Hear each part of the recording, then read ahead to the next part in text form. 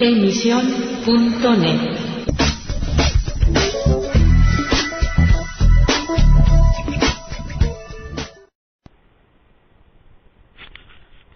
Hello again and welcome to Letter from England, broadcasting for AC Press and the Spanish Evangelical Alliance. My name is Jonathan Dawson.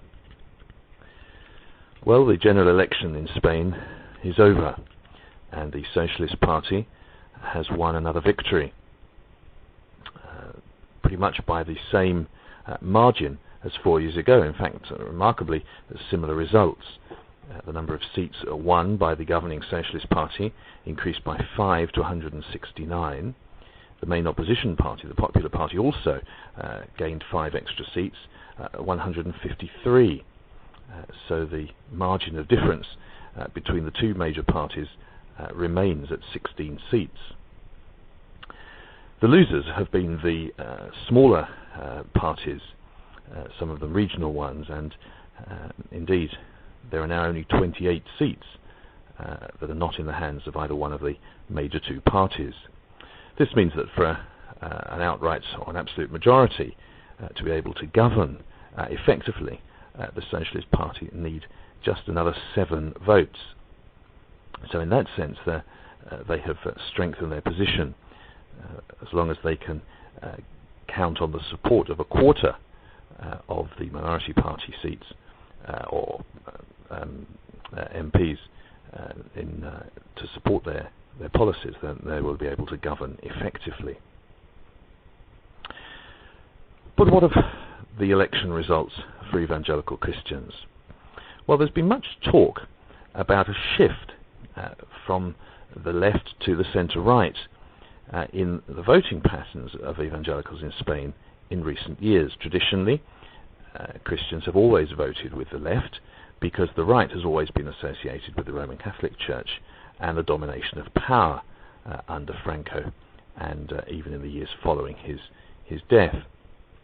However, in more recent years, with the move perhaps more to a centrist position by the Popular Party, which of course was in power for 8 years before the Socialists won in 2004, with a much disputed election, of course, which came after the controversy of the terrorist bombings in Madrid and the way in which the governing Popular Party tried to throw the blame on the Basque terrorist organisation ETA. Just a couple of days later, of course, came the election and the victory for the Socialists. Well, this time they've consolidated their position.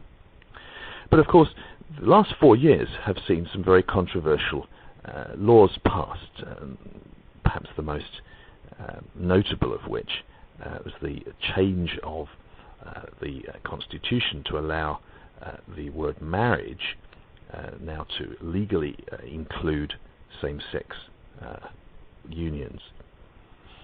So the question of homosexual marriage, of what's being called express divorce, and potentially at least a weakening, as conservatives would see it, on abortion and other related issues. Christians, even with their general leftist sympathies or perhaps their fear of the right, have questioned whether or not the Socialist Party really is the best party to govern for Christians in Spain today.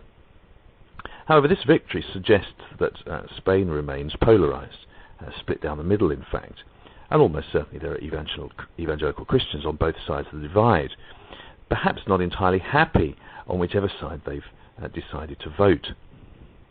It would seem that the majority view in Spain is that the so-called progressive or more liberal attitude of the Socialist Party is the better hope for the future. And I think there is still some truth in the relationship, or at least the perceived relationship, between the Popular Party and the Catholic Church leadership. Though, of course, the Popular Party in many ways would want to distance themselves from some of their pronouncements. There's no doubt that the ongoing conflict between the governing Socialist Party and the Catholic leadership has not helped the cause of the right.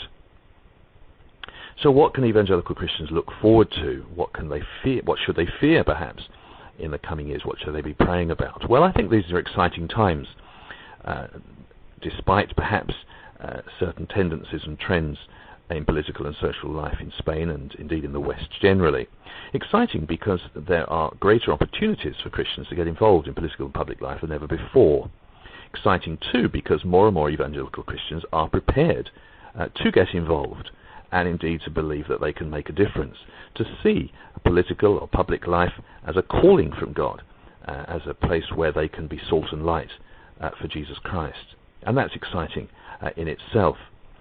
And regardless of which party Christians opt for, and it's probably a healthy thing that there are indeed Christians on both the left and the right, as well as, well, I was going to say the centre. There's not actually much centre ground left, at least in traditional terms, the way the election results have fallen out.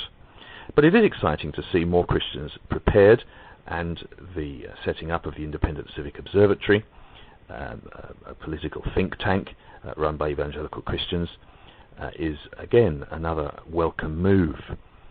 The publication of Vote Wisely, a little booklet which was distributed widely in the run-up to the general election, produced by the Spanish Evangelical Alliance, is another step in that direction.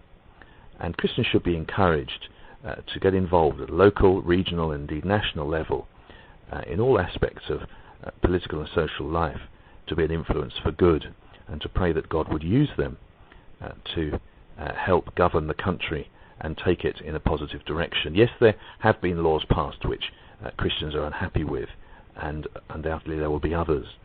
That would probably be true whichever party was in power. But there are opportunities in Spanish democracy today which there weren't in years gone by. Thank you for listening to Letter from England, broadcasting at emission.net each week. Goodbye for now.